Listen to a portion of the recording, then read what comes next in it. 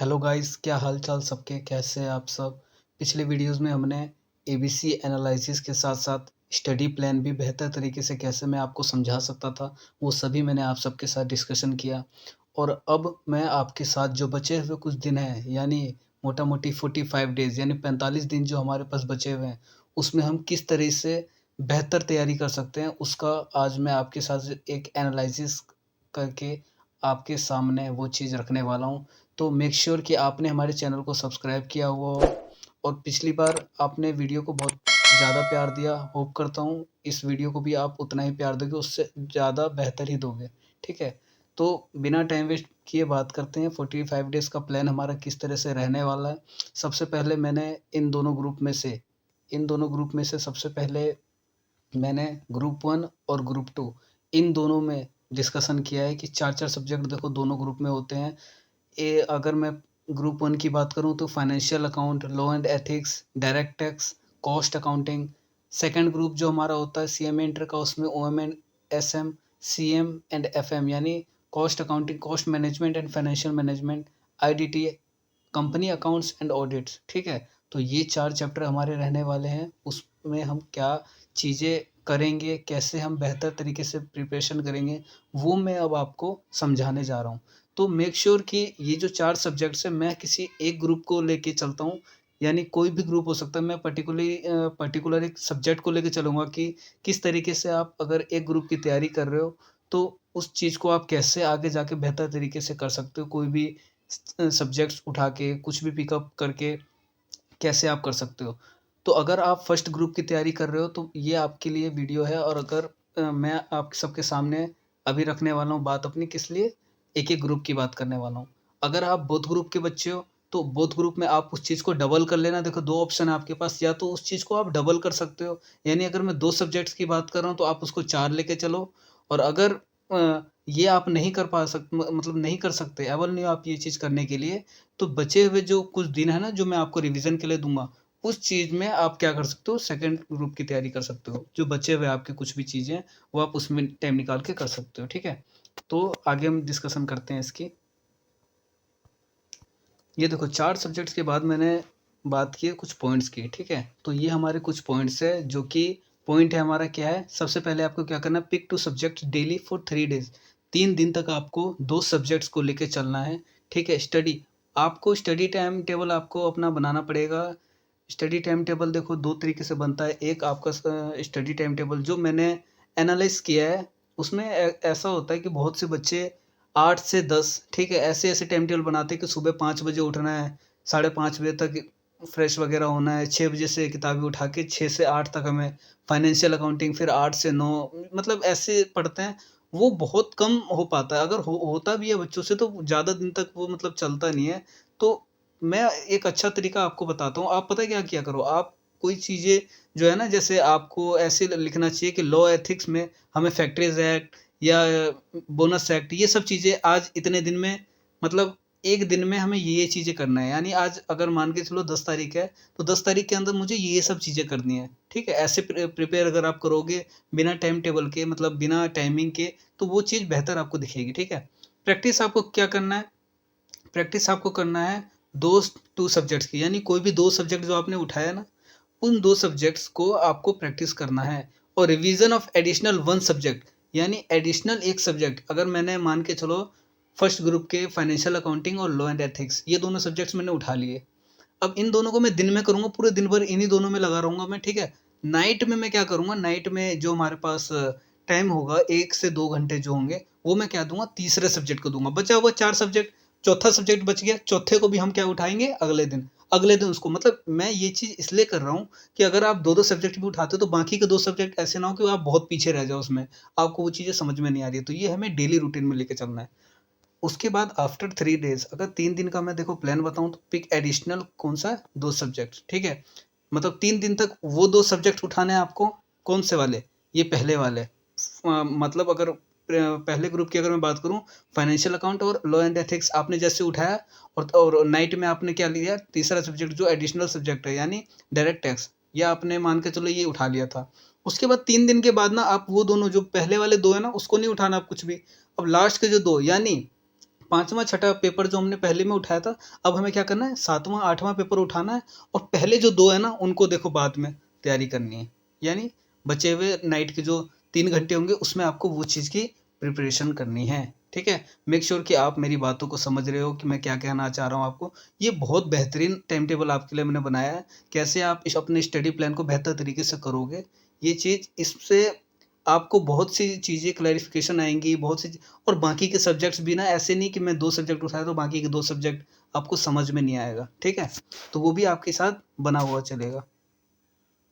अब देखो, ये चीज़ें हमारी कब तक चलती रहेंगी? हमारी चलती रहेगी डू दिस फॉर 1 मंथ यानी 1 महीने तक। 1 महीने तक आपको ये सब चीज़ें करते रहना है कंटिन्यूअसली और मिनिमम आपको मैंने बताया कि 10 घंटे आपको मिनिमम अभी देना है 1 महीने तक, ठीक है? मिनिमम 10 आवर्स आपको देना है। देखो ये प्रोफ़ेशनल कोर्स है सीएस, सीएस, सीएमए ऐसे कोर्स होते हैं सॉरी सीएमए पहले ले लो। बहुत बच्चे इसके लिए भी फ़ाइट करते हैं कि सीएमए बाद में क्यों, सीए क्यों? तो सीएमए पहले ले तो देखो सीएमए, सीए, सीएस जो भी बच्चे इनकी प्रिपरेशन कर रहे हो तो देखो ये कोई मज़ाक नहीं है जो आप ग्रेजुएशन के बेस पे मान के चलो तैयारी करोगे कि 2 घंटा दे दिया, 3 घंटे दे दिया। पढ़ने वाले बच्चा 2 घंटा भी देगा तो भी निकाल लेगा लेकिन वैसे मैं आपको एवरेज एक बात बताता हूँ कि इसको अगर आपने बहुत अच्छे ढंग से किया है तो आप 4 घंटे ही पढ़ोगे तो चलेगा। लेकिन अगर आपको जा आपका सिलेबस भी कंप्लीट नहीं हुआ है और तब तो आपको फिर 10 घंटे भी कम है, आपको 12-12 घंटे, 13 घंटे ऐसे-ऐसे पढ़ने पड़ेंगे। तो 10 जून तक आपको क्या करना है, ये 1 महीने तक फ़ॉलो करना है, ठीक है? उसके बाद हमारा आता है after this increase your study ठीक है? स्टडी आवर्स आपको क्या करना है इंक्रीज़ करना है फ्रॉम 10 घंटे जो हमारे 10 घंटे थे ना, वो अब इसको क्या करना है 12 से 13 घंटे में हमें इसको कंप्लीट करना है। यानी 10 घंटे मैं 1 महीने तक पढ़ूँगा, यानी 10 जून तक, 27 जून, 27 जून ये आपका क्या है, यहाँ से आपका एग्ज़ाम स्टार्ट है, ठीक है? और अगर आपका 27 जून से एग्ज़ाम स्टार्ट है और मैं ये रूटीन आपको 10 जून तक कह रहा हूँ, 1 महीने तक ये चीज़ करने के लिए, 10 जून तक अभी आपको ये सब चीज़ें करना है जो मैंने अभी तक आपको बताया है। तो 10 जून के बाद तो यार वैसे भी 17 दिन, 16 दिन ऐसे-ऐसे मोटा-मोटी बच जाएगा आपके। तो तब तो आप जितना ज़्यादा पढ़ सको उतना ज़्यादा बेनिफिशियल होगा आपके लिए। तो वहाँ पे आपको 12 से 13 घंटे यानी 2 से 3 घंटे आपको इंक्रीज़ करना है। उसके बाद देखो, उसके बाद क्या करना है हमें? पढ़ना क्या चीज़ है हमें? व्हाट टू स्टडी क्या स्टडी करना है हमें? देखो व्हाट टू स्टडी में वॉच माई एबीसी एनालिसिस ये मैंने इसलिए यहाँ पे दिया हुआ है कि मैं अब आपको दोबारा वो चीज़ बताऊँ इससे बेहतर है आपको मैंने शॉर्ट्स वीडियो बहुत ही ज़्यादा मतलब 40 से 50 सेकंड्स की मैंने वीडियो बना रखी है हर एक पर्टिकुलर सब्जेक्ट्स पे ठीक है। एक डायरेक्ट टेक्स्ट का मैंने अभी नहीं बनाया वो भी आपको मैं बहुत जल्दी बना के दे दूँगा।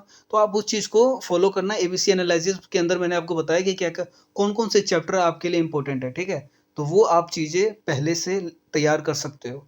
वेयर टू स्टडी आपको कहाँ से स्टडी करना है? अब ये नहीं बहुत बच्चे क्या करते हैं अपने दूसरे-दूसरे टीचर जो प्राइवेट ट्यूटर होते हैं, उनके क्या करते हैं उनकी चीज़ें उठा लेते हैं, तो नहीं, हमें सबसे पहले मॉड्यूल करना है यार, मॉड्यूल के अंदर बहुत ही बेसिक्स क्वेश्चन है, यानी बेसिक्स क्वेश्चन आप वो करोगे और ऐसा नहीं है कि ये क्वेश्चन एग्ज़ाम में ही आते हैं। देखो, मॉड्यूल के अंदर ऐसे क्वेश्चन दिए हुए हैं जिससे बच्चों का बेसिक्स बनता है। स्टार्टिंग से आप पढ़ते हुए आए, उसके क्वेश्चंस कैसे होंगे, फिर उसके आगे पढ़ रहे हो, उसके क्वेश्चंस कैसे होंगे, ऐसे मॉड्यूल के अंदर दिया हुआ है। तो सबसे पहले मैं आपको बताऊँगा मॉड्यूल आपको करना है, उसके बाद स्कैनर। स्कैनर हमारे क्या चीज़ है, पिछले टर्म में कैसे-कैसे क्वेश्चन आए। अभी तो हाल ही में अभी हमारे सीएमए इंस्टीट्यूट ने क्या किया था, लॉ एंड एथिक्स का भी सजेस्टेड आंसर क्या किया था, अपलोड किया था और आज उन्होंने क्या किया, आज उन्होंने फाइनेंशियल अकाउंट का भी दे दिया है। तो आपको वैसे ही मैंने बोला 5 और 6 यानी पहले 2 पेपर आप वैसे तो आप कोई से भी 2 पेपर उठा सकते हो, लेकिन 5 और 6 अगर आप उठाते हो तो वो आपको वहाँ पे आपका सजेस्टेड आंसर्स भी आपको मिल जाएँगे, तो वहाँ से भी प्रिपरेशन कर सकते हो। मॉड्यूल स्कैनर और वर्कबुक के साथ आप वो भी डाल सकते हो सजेस्टेड आंसर, तो आप यहाँ से भी प्रिपरेशन कर सकते हो। उसके बाद उसके बाद हमारा क्या आता है, उसके बाद हमारा आता है what to do after 10th June, ठीक है?